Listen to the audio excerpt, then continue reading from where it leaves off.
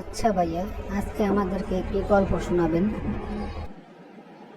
আজকের গল্প কসম। তাহলে ভাইয়া শুরু করা যাক। তাহলে শোনো। এক লোক দুধ বেচার জন্য বাজারে গেলেন। এক ক্রেতা এসে দুধ নাড়াচাড়া দিয়ে জিজ্ঞেস করলো, দুধে আবার পানি মিশান না তো? তারপর কি হলো ভাইয়া? লোকটি বলল, না।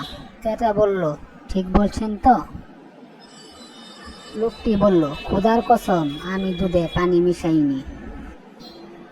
এবার ক্রেতা পরীক্ষা করার যন্ত্র দিয়ে পরীক্ষা করে দেখে দুধে 3 ভাগই পানি।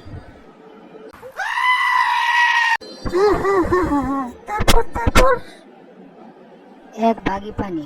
এখন ক্রেতার প্রশ্ন, আপনি মিথ্যা কসম কেন খেলেন?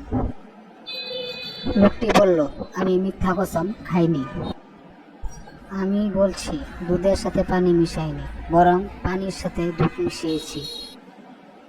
তাহলে আমার কসম মিথ্যা হলো কিভাবে? অনেক মজার গল্প। বন্ধুরা, এরকম আরো মজার কার্টুন গল্প পেতে আমাদের চ্যানেলটির সাথেই থাকুন। ধন্যবাদ।